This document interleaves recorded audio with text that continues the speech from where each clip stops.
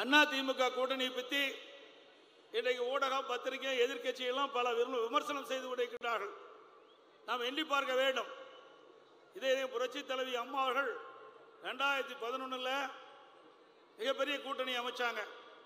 அப்போ அதிமுக தேமுதிக கூட்டணி அமைக்கப்பட்டது.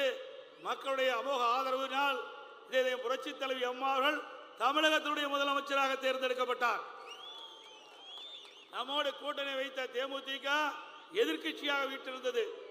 2011 ஆளுங்கட்சி அதிமுக, எதிர்கட்சி தேமுதிக. இப்பொழுது ரெண்டும் ஒன்றாக சேர்ந்து பலவாய்ந்த கட்சி நம்முடைய கட்சி. அதே திமுக பக்கம் பாருங்க, கடந்த 5 ஆண்டு காலமா அந்த கூட்டணியில் அங்க வைக்கின்ற கட்சிகள் திமுகவுக்கு ஜால்ரா போட்டுட்டு இருக்குது. எல்லாமே திமுகவோட ஐக்கியமாயிட்டாங்க. அதனால அந்த கட்சியில கூட்டணியே இல்லை.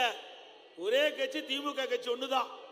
ஏன்னா மக்களுடைய பிரச்சனை எதுவுமே 5 ஆண்டு காலத்துல தீர்த்து வைக்கல. மக்கள் பிரச்சனைக்காக குரல் கொடுக்கல. இன்னைக்கு விலைவாசி உயர்வு போராட்டம் இல்ல, தொழிலாளர்கள் ஸ்ட்ரைக்கு குரல் கொடுக்கல எதிர்கட்சிகள். விவசாயிகள் போராட்டம், அரசு ஊழியர்கள் போராட்டம், பஸ் ஊழியர்கள் போராட்டம், சத்துணவு ஊழியர்கள் போராட்டம், எல்லா போராட்டமும் நடந்துட்டு இருக்குது. ஆனா திமுக கூட்டணியில் அங்க வைக்கின்ற கம்யூனிஸ்ட் கட்சி வாய் திறக்கல, காங்கிரஸ் கட்சி வாய் திறக்கல, விடுதலை சிறுத்தை வாய் திறக்கல. எல்லாமே திமுகவோட ஐக்கியம் ஆயிட்டாங்க. அதனால எல்லாமே அந்த கூட்டணி கிட்ட கட்சிகள்லாம் திமுக கட்சியா மாறிட்டுது. நம்முடைய கூட்டணி தான் பலம் வாய்ந்த கூட்டணி. நம்முடைய கூட்டணியில பல கட்சிகள் இடம்பெற்றிருக்கிற, எல்லா கட்சியிலுமே தனி தூத்தும் வாய்ந்த கட்சிகள். அப்படி அற்புதமான கூட்டணியின் சார்பாக நம்முடைய வெற்றி வேட்பாளர் இங்கே நிறுத்தப்பட்டிருக்கின்றார். அவருக்கு இரட்டை சின்னத்திலே வாக்களித்து மாபெரும் வெற்றி தேடித்தார்கள்.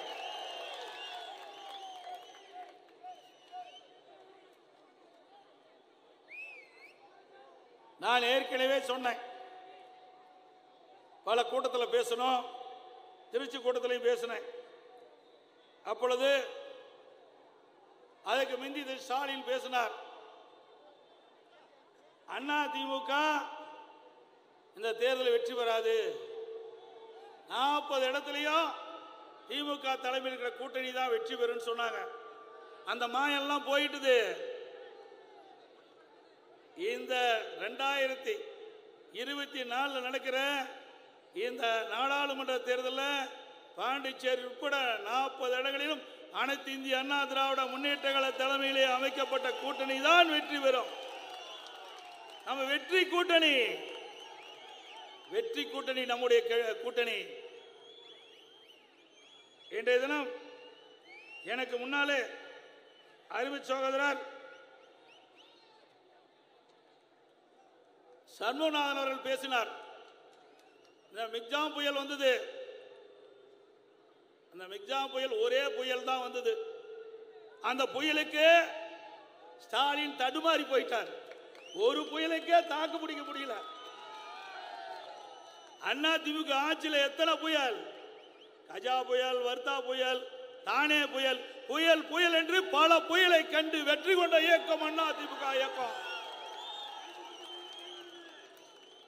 நீங்க இங்க பாத்தீங்கன்னா டிசம்பர் 17, 18 கனமழை வர்றதுக்கு முன்பாகவே, ஒரு 4 நாளுக்கு முன்பாகவே இந்திய வானிலை மையம் அறிவிப்பு கொடுத்துட்டது, எச்சரிக்கை கொடுத்துட்டது. கனமழை பொழியும், மிக கனமழை பொழியும். மிக கனமழை என்றால் 20 சென்டிமீட்டருக்கு மேல எவ்வளவு வேணாலும் மழை பொழியும். மக்களை பற்றி கவலை இல்லை, மக்களை பற்றி கவலை இல்லை. இங்கே மக்கள் துடித்துக் கொண்டு உடமைகள்லாம் சேதமாகிவிட்டது. குடிக்க தண்ணீர் இல்லை, சாப்பிட உணவு கிடையாது. இப்படிப்பட்ட நிலையில் முதலமைச்சர் போர்க்கால அடிப்படையில் இறங்கி மக்களுக்கு தேவையான உணவை உரிய நேரத்தில் கொடுக்க வேண்டும், குடிநீரை கொடுக்க வேண்டும், பாதுகாப்பாக மக்களை பாதுகாப்பான இடத்திலே தங்க வைக்க வேண்டும். இதுதான் ஒரு அரசினுடைய கடமை. அதை செய்யல. ஆட்சி அதிகாரம் வேணும், ஆட்சி அதிகாரம் வேணும். ஒரு பானை சோற்றுக்கு, ஒரு பானை சோறுக்கு ஒரு சோறு என்று பதம் சொல்வார்கள். ஒரு பானை சோற்றுக்கு ஒரு சோறு பதம். அதுபோல திரு ஸ்டாலினுடைய நடவடிக்கை இதிலிருந்து பார்த்துங்க. மக்களை பத்தி கவலைப்படாத முதலமைச்சர். ஆட்சி அதிகாரம் தான் அவருக்கு முக்கியம். அதனாலதான் டெல்லி ஓடினார், தூத்துக்குடி மக்களை பார்க்காம. ஆனா அண்ணா திமுக ஆட்சியில் இருந்தாலும் சரி இல்லாவிட்டாலும் சரி மக்கள் சேவை செய்வதிலே முதல் கட்சி அண்ணா திமுக கட்சி. என்னிடத்திலே அறிவிச்சர் கடம்பூர் ராஜ் அவர்களும் அறிவிச்சர் சண்முகநாதன் அவர்களும் அண்ணன் சீனாதாஸ் செல்லப்பாணி அவர்களும் என்னிடத்திலே சொன்னியவுடன் ஓடோடி வந்து இந்த தூத்துக்குடி மக்களை பார்த்து ஆறுதல் கூறினேன். 18ஆம் தேதி தண்ணீர் சென்று கொண்டிருக்கிறது. எங்கே பார்த்தாலும் தண்ணீர், கடல் போல் தூத்துக்குடி நகரம் காட்சி அளித்துக் கொண்டிருந்தது. மக்களுக்கு ஆறுதல் சொன்னேன். வருகின்ற பொழுது என்னால் முடிந்த நிவாரண பொருட்களை கொண்டு வந்து கீழே இறக்கிறதுக்கு கூட முடியல. தண்ணி இடுப்பளவு நிக்குது. அதிலேயே நான் நம்முடைய பொதுமக்களுக்கு அந்த நிவாரண பொருள்லாம் கொடுத்து விட்டு சென்றேன். எதற்காக சொல்ல சொன்னால், ஒரு அரசாங்கம் என்று சொன்னால் மக்களுக்கு பாதிப்பு ஏற்படுகின்ற பொழுது ஓடோடி வந்து உதவி செய்ய வேணும். உடுக்கன் இழந்தவன் கை போலே அங்கே எடுக்கன் களைவதான் நப்பு. அப்படி வேட்டி ஆகிட்ட பொழுது ஓடோடி வந்து கை எப்படி சரி செய்யுதோ அதுபோல் மக்களுக்கு துன்பம் ஏற்படுகின்ற பொழுது ஒரு அரசாங்கம் ஓடோடி வந்து உதவி செய்கிற அரசாங்கம் தான் நல்ல அரசாங்கம். ஸ்டாலின் செய்தாரா? பதவிதானே அவர்களுக்கு கண்ணுக்கு தெரிஞ்சது, ஆட்சி அதிகாரம் தானே அவருக்கு கண்ணுக்கு தெரிஞ்சது. ஓட்டு போட்ட மக்களை பற்றி கவலைப்படாத முதலமைச்சர் இன்றைய முதலமைச்சர். அவர் ஓட்டு போட்டு நீங்க என்ன பயன்? கஷ்டத்தில் உதவி செய்யாத ஒருவர் உங்களுக்கு தேவைதானா? தேவைங்களா? தேவையா?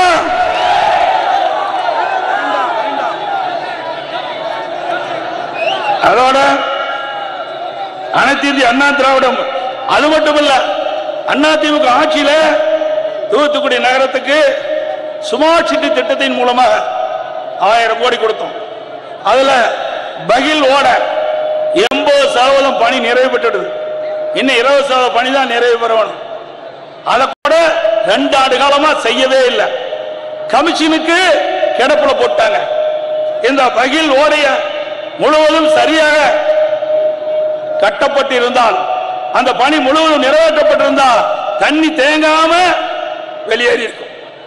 இந்த ஓடைய சரியான முறையில் பகில் ஓடைய முழுவதும் கட்டுமான கட்டாத காரணத்தினால அந்த தண்ணி எல்லாம் வீதிக்குள்ள பூந்து கிட்டத்தட்ட 10 அடி தண்ணி நிக்குது. காரு மிதந்துகிட்டு இருக்குது. நான் பார்த்துட்டு போனேன். இப்படிப்பட்ட ஆட்சி தேவைதானா என்பதை நீங்கள் உணர வேண்டும். அதோட இன்றைக்கு இந்த மழையால் பாதிக்கப்பட்ட மக்கள்,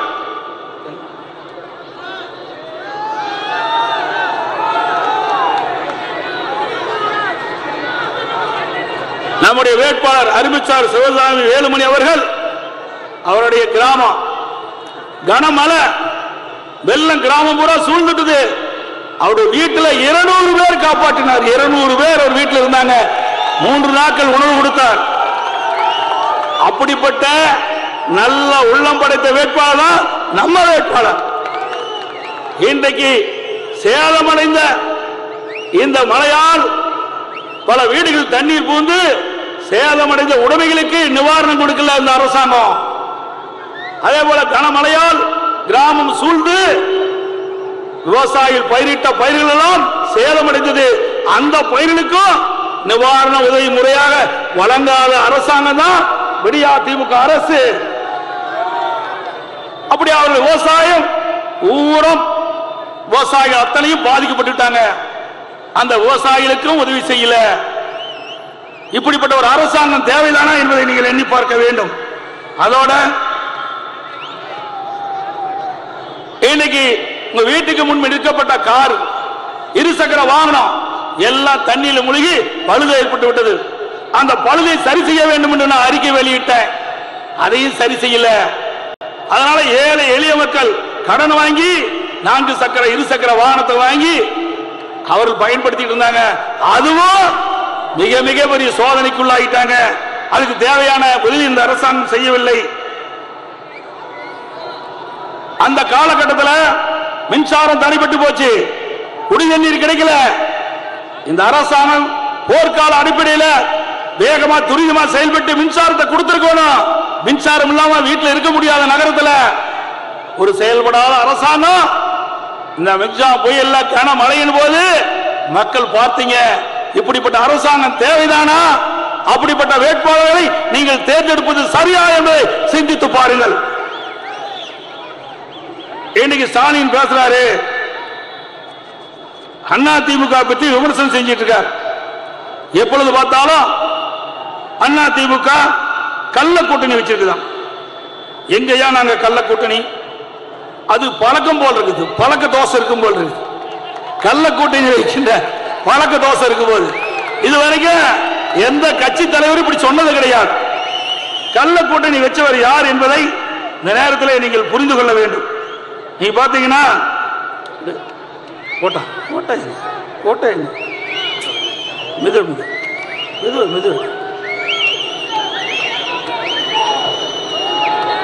இவர் தான் கள்ள கூட்டணி வச்சிருக்கார். இவர் வச்சிருக்கார். என்ன அற்புதமான படம்.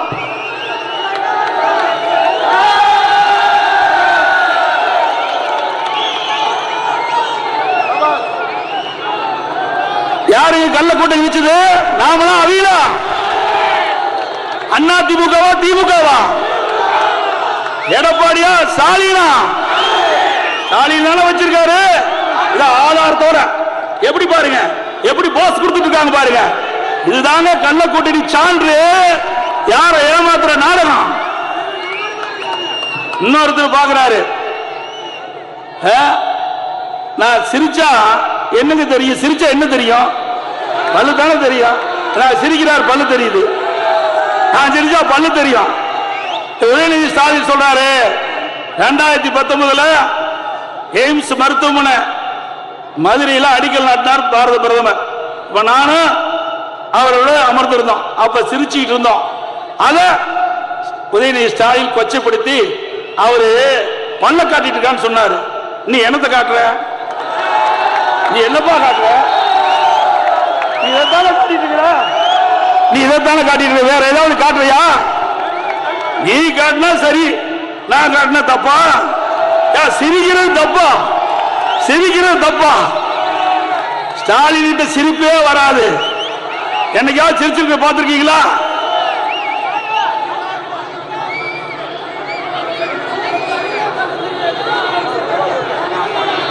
பாருங்க, அழகான புகைப்படம் எல்லாம் இருக்குது.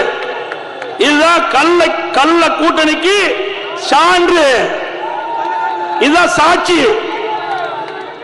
அண்ணா திமுகவை பொறுத்த வரைக்கும் எப்பொழுதுமே மறைமுகமாக யாருக்கு நாங்கள் ஆதரவு தர மாட்டோம். நாங்கள் நினைத்திருந்தால் பாரதிய ஜனதா கூட்டணி வச்சிருப்போம். எங்களுக்கு அவசியம் இல்ல. உங்களை போல பதவி வெறி பிடித்த கட்சி அண்ணா திமுக கட்சி அல்ல. மக்களுக்கு சேவை செய்வதற்காக பொன்மனச்செம்மல் புரட்சி தலைவர் எம்ஜிஆர், இதே புரட்சி தலைவி அம்மா அண்ணா திமுக உருவாக்கி கட்டி காத்தாங்க. நீங்க தான் ஆட்சி அதிகாரத்துக்கு ஆசைப்பட்டு குடும்ப உறுப்பினர்கள் ஆட்சி அதிகாரத்துக்கு வர வேணும். மத்தியிலையும் ஆட்சியில் இருக்கணும், மாநிலத்திலையும் ஆட்சியில் இருக்கணும். மத்தியிலையும் கொள்ளையடிக்கணும், மாநிலத்திலையும் கொள்ளையடிக்கணும். அதுதான் உங்களுடைய திட்டம். எங்களுக்கெல்லாம் அப்படி அல்ல. நாங்கெல்லாம் சாதாரண ஆட்கள், சாதாரண மக்கள், ஏழை எளிய நடுத்தர மக்களோடு ஒன்றோடு ஒன்று பழகி மக்களுடைய கஷ்ட நஷ்ட துன்பம் எல்லாத்திலும் பங்கு கொண்ட கட்சி அண்ணா திமுக கட்சி. அண்ணா திமுக தொண்டை. அதனால எங்களுக்கு பதவி பெரிதில்ல, மக்கள் தான் பெரிது. மக்களுடைய பிரச்சனை தீர்ப்பதுதான் எங்களுடைய லட்சியம். நாங்கள் நினைத்திருந்தால் பாரதிய ஜனதா கட்சியோடு கூட்டணி வைத்து நாங்களும் வெற்றி பெற்று அங்கே மத்தியிலே அமைச்சரவையில் இடம்பெற்றிருப்பார்கள். அந்த எண்ணம் எங்களுக்கு தெரியல, வேண்டாம். அந்த எண்ணம் எங்களுக்கு வேண்டாம். அந்த பதவி எங்களுக்கு வேண்டாம். தமிழ்நாட்டு வாக்காளர் மக்களுக்கு வேண்டாம். தமிழ்நாடு அவருடைய உரிமையை காப்போம், அவருடைய உரிமையை காப்போம். தமிழ்நாட்டு மக்களுக்கு தேவையான திட்டங்களை பெறுவோம். தமிழ்நாட்டு மக்களுக்கு தேவையான நிதிகளை பெறுவோம். சிறுபான்மை மக்களை பாதுகாப்போம். அது மட்டுமல்ல, சுதந்திரமாக செயல்படுவோம், சுதந்திரமாக செயல்படுவோம். ஆகவேதான் நாங்கள் பாரதிய ஜனதா கட்சியோடு கூட்டணியில் இருந்து விலகி அண்ணா திமுக தலைமையில் பிரம்மாண்டமான கூட்டணி அமைச்சு இந்த தேர்தலில் சந்திக்கிறோம். திரு ஸ்டாலின் அவர்களே, உங்களுக்கு பதவி பெரிது, எங்களுக்கு மக்கள் பெரிது.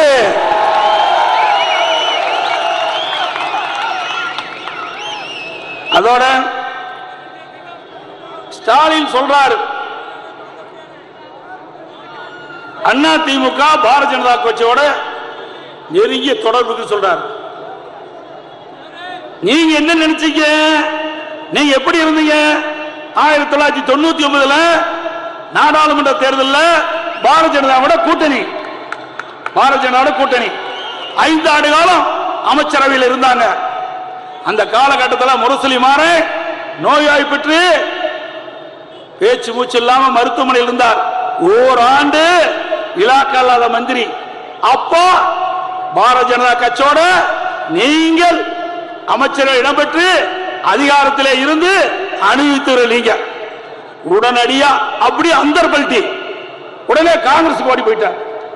அங்க 5 வருஷம் ஆட்சியில் பங்கு பெற்றாங்க. கட்சியை சேர்ந்தவர்கள் அமைச்சரவையில் இடம்பெற்று அதிகாரத்தில் இருந்தாங்க. இவங்களுக்கு என்னையா கொள்கை இருக்குது? உனக்கு கொள்கை கூட்டணியாம், கொள்கை பிடிப்புள்ள கட்சியாம். என்ன பாரதிய ஜனதா கட்சியோட 5 வருஷம், காங்கிரஸோட 5 வருஷம், இதான் கொள்கை கூட்டணி. அண்ணா திமுக தான் கொள்கைக்காக இருக்கின்ற கட்சி, கொள்கையை கடைபிடித்து நடக்கின்ற கட்சி. இதே காங்கிரஸ் பத்தி விமர்சனம் செஞ்சிட்டு இருந்தார் ஸ்டாலின். எமர்ஜென்சி காங்கிரஸ் ஆட்சியில் திமுக அதெல்லாம் கைது செஞ்சு சிறையில் அடைச்சாங்க. இப்ப அவர் முதலமைச்சர் ஆன பிறகு, ஸ்டாலின் முதலமைச்சர் ஆன பிறகு ஆங்காங்க கண்காட்சி வச்சிருந்தாங்க. அதுல ஸ்டாலின் சிறையில் இருக்கிற மாதிரி, எமர்ஜென்சில சிறையில் இருக்கிற மாதிரி ஒரு போட்டோ. அப்படிப்பட்ட கட்சியில போய் நீங்க கூட்டணி வச்சிருக்கிறீங்க. காங்கிரஸ் எமர்ஜென்சில எங்களை கஷ்டப்படுத்தியது, எங்களை சிறையில் அடைத்தார்கள், சித்திரவதை செய்தார்கள் என்று சொல்லுகின்றது ஸ்டாலின் அவர்களே. இப்பொழுது ஆட்சி அதிகாரத்திற்காக நீங்கள் காங்கிரஸோடு கூட்டணி அமைத்திருக்கின்றீர்களே, இதுதான் உடைய இரட்டை வேடம். அது மட்டுமல்ல, இன்றைக்கு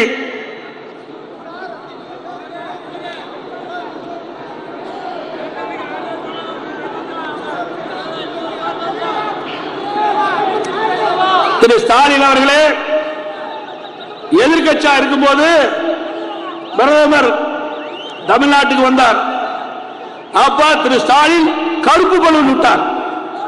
கோ பேக் மோடி. என்ன சொன்னாரு? கோ பேக் மோடி சொன்னாரா இல்லையா? எல்லா தொலைக்காட்சியில் வந்ததுல, பத்திரிகையில் வந்ததுல. இப்ப ஆளுங்கட்சி ஆனோன்னு வெல்கம் மோடிங்கிறார். எதிர்க்கட்சியா இருக்கும்போது கோ பேக் மோடி, ஆளுங்கட்சி ஆகும்போது வெல்கம் மோடி. இப்படிப்பட்ட இரட்டை வேடம் போடுகின்ற ஒரே கட்சி தலைவர் திமுக தலைவர் ஸ்டாலின் தான்.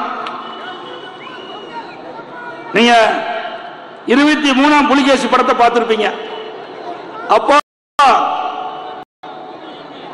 படையெடுத்து வருவாங்க.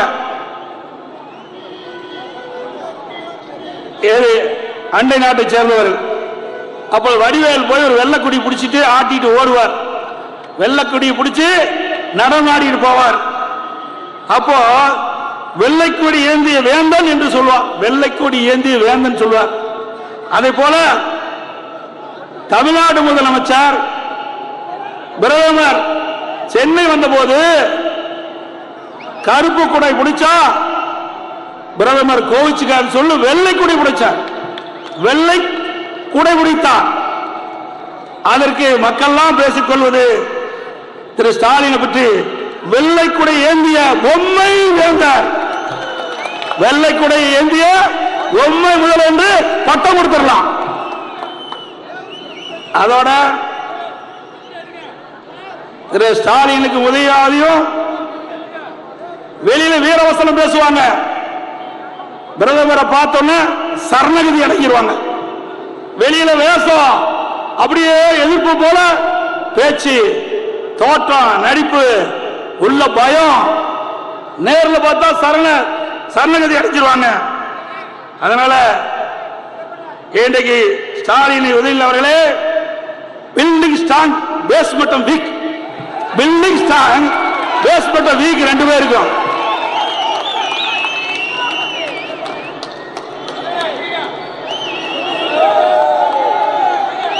அதே போல தமிழ்நாட்டில் எங்க பார்த்தாலும் போதைப் பொருள் விற்காத இடமே இல்லை, போதைப் பொருள் விற்காத இடமே இல்லை.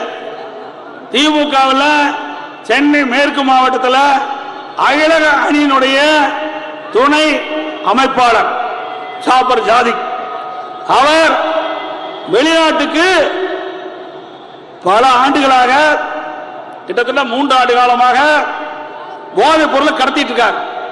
இவர் தாங்க ஜாபர் ஜாதிக்கிறது உதயநிதியோட போட்டோ எடுத்துட்டு இருக்கார். பாருங்க, உதயநிதியோட போட்டோ எடுத்திருக்கார். முதலமைச்சரோட போட்டோ எடுத்திருக்காரு. ஏதோ கொடுக்கிறாரு, என்ன கொடுக்கிறாருன்னு தெரியல. பாருங்க, போதை பொருள் கடத்துகின்ற நபர் இவருக்கு முதலமைச்சருக்கு என்ன தொடர்பு? இவருக்கு விளையாட்டுத்துறை அமைச்சருக்கு என்ன தொடர்பு? இதை கேட்டா கோபம் வருது ஸ்டாலினுக்கு. போதைப் பொருள் கடத்துகின்ற நபரோடு உங்களுக்கு என்ன தொடர்பு? அது விளக்குன்னு சொன்னா இதுவரைக்கும் விலக்கி அறிக்கை கொடுக்கல. நான் தொலைக்காட்சியின் வாயிலாக இதை தெளிவுபடுத்தினேன், அறிக்கையின் வாயிலாக குறிப்பிட்டேன். இதுவரைக்கும் பதிலே இல்லை. திமுக நிர்வாகிகள் போதைப் பொருள் விற்பனையில் ஈடுபட்டிருப்பது நிறுவனமாகிவிட்டது. பாருங்க, அருமையா சொல்றார், திமுக கொள்ளை அடிச்சிட்டு இருக்காங்க. திரு ஸ்டாலின் அவர்களே, இதுவரை நாட்டை ஏமாத்திட்டீங்க, இனி ஏமாற்ற முடியாது. இந்த தேர்தலில் உங்களுடைய முகத்திரை கிழிக்கப்படும். அதிமுக வெற்றி பெறும்.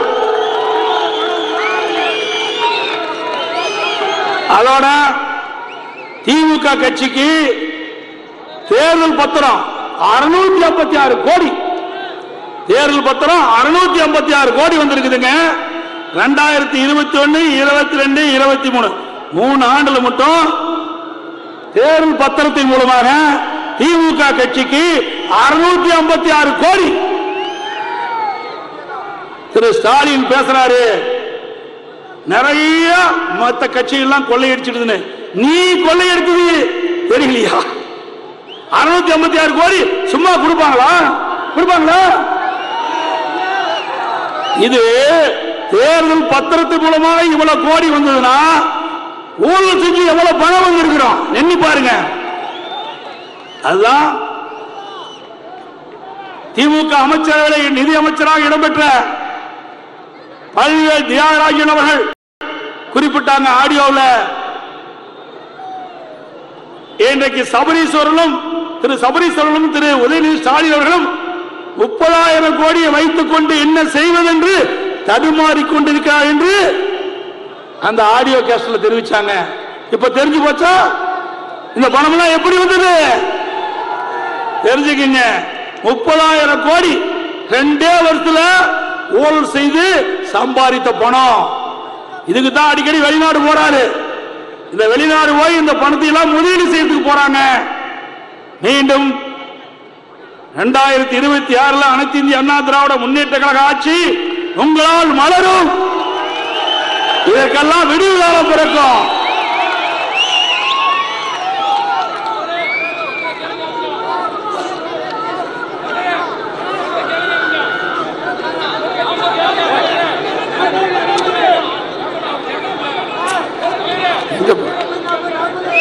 என்னென்ன திட்டம் சொன்னோம்ல, எங்க காணும்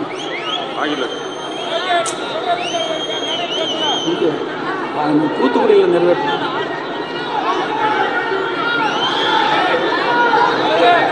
அனைத்து இந்திய அண்ணா திராவிட முன்னேற்ற கழக ஆட்சியில் தூத்துக்குடி மாவட்டத்தில் நிறைவேற்றப்பட்ட திட்டங்கள், இந்த தூத்துக்குடி மாநகராட்சியில் மட்டும் ஸ்மார்ட் சிட்டி திட்டத்தின் மூலமாக நிறைய திட்டங்களை நிறைவேற்றி தந்த அரசாங்கம் அதிமுக அரசாங்கம். தூத்துக்குடியில் 285 கோடி மதிப்பில் 4வது பைப்லைன் குடிநீர் திட்டம் முடிக்கப்பட்டு நானே திறந்து வைத்தேன். கோவில்பட்டியில் 95 கோடி ரூபாய் 2வது கூட்டு குடிநீர் திட்டத்தையும் நான் தான் திறந்து வச்சோம் அதிமுக ஆட்சியில். தாமிரபரணி வைப்பாறு இணைப்புக்காக நில எடுப்பு அம்மாவுடைய அரசாணை வெளியிட்டு விடியா திமுக ஆட்சிக்கு வந்து 3 ஆண்டு ஆயும் நில இருக்கிற பணி துவங்கல. அதே போல தூத்துக்குடி விமான நிலையத்திற்கு 750 ஏக்கர் நிலம் கையகப்படுத்தி ஒப்படைக்கப்பட்டதும் அம்மாவுடைய அரசாங்கம்.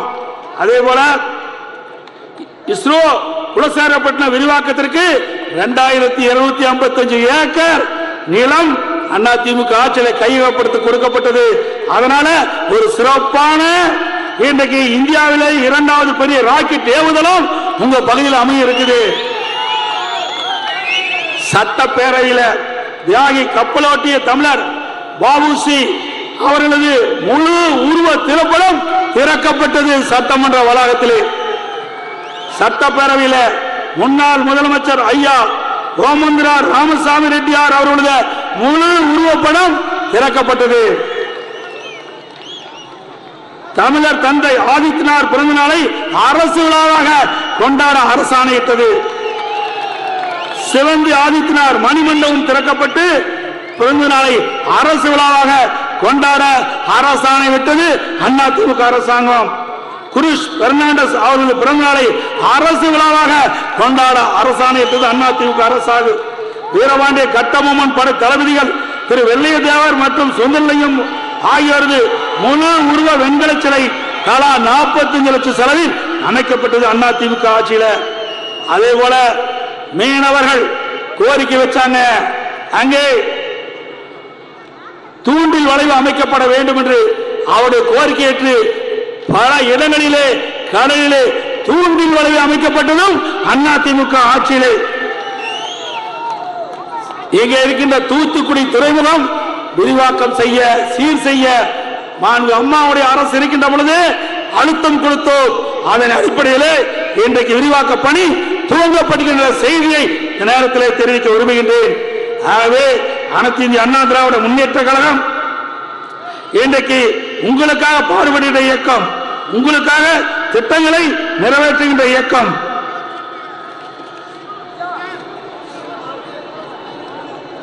வருகின்ற நாடாளுமன்ற தேர்தலில் தமிழகத்திலே 39 இடங்கள், பாண்டிச்சேரியில் 1, 40 இடங்களிலும் அனைத்து இந்திய அண்ணா திராவிட முன்னேற்ற கழகம் கூட்டணி கட்சியை வெற்றி பெற செய்யுங்கள்.